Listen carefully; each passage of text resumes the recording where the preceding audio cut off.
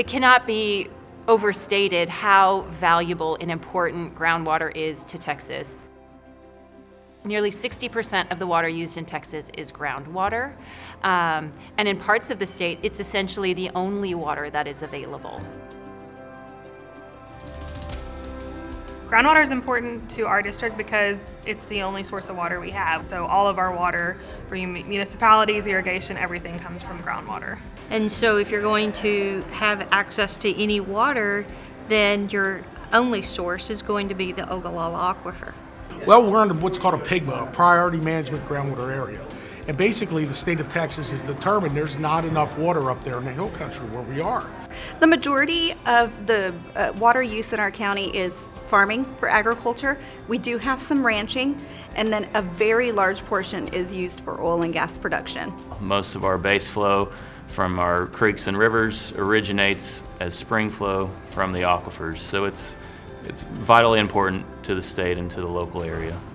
When you start looking at the actual numbers of how much groundwater supplies the state of Texas, it kind of opens your eyes to how important the management of that resource is. The role with the district is to educate our public first and foremost and gather data and science so that we can make better informed decisions as a district and a board. We're part of this community, and we're here to try to preserve and conserve the community, the economics, and the drivers of our communities just as much as the water itself. You need to know water law, you need to know accounting, you need to know groundwater management, hydrology. Well, you have to look at how much people are pumping, give them groundwater production limits, and you have to enforce when things don't work out. The thing that the district has done that's been really great is being able to enforce all these rules regardless of who the person is, especially with it being a small community. We don't do a favor for Joe if we don't do it for Tom. It's my task as a manager to try to ensure there's good integration between the science and the regulatory compliance, and then the outreach and communications and outreach component of our district as well. Well, the truth is, a scientific endeavor that gives you a better understanding of a problem in a localized area, meaning monitor wells, meaning water quality testing. We test every new well, the water quality at no charge to the well owner, and we test it in perpetuity at no cost to the well owner. The way we use science is in our monitor well program, probably the most visible. We check water levels. We use that in determining our drought stages and determining compliance with our DFC. Previously, very little was known about the spring complex or even the origin of the water. So the groundwater district, we have set out to study where does it come from, where does it go, how long is that process, and where is that spring shed boundary. The biggest kind of goal for us and responsibility to answer to our constituents is not just managing and conserving the resource, but also educating them and helping to illustrate best management practices. We've got a giant state that has lots of different types of aquifers that require different types of management, and it's critical that groundwater be managed on a local basis by a locally elected official. One of the biggest challenges as a groundwater district is to manage the growth that's coming here.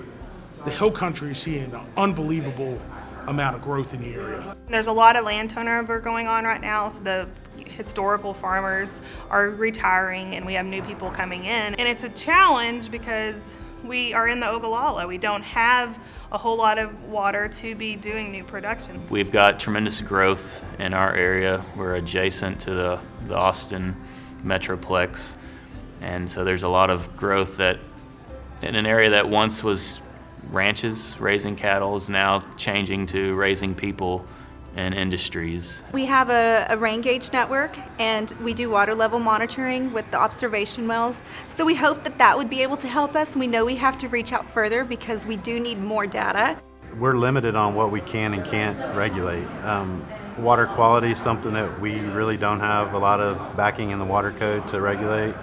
You know, it's the limits in Chapter 36, I think. The Hayes Trinity Groundwater Conservation District is one of the very few districts in the state of Texas that relies solely on development fees. We need a different funding source that is not dependent upon growth.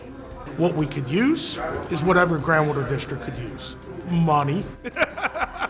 If we could get funding from the state to help update models as well as help with, the DFC process. The role is for us as a regulatory entity to be credible with the people we serve, the citizens, being truthful and forthright, and the only way to do that is conduct scientific endeavors.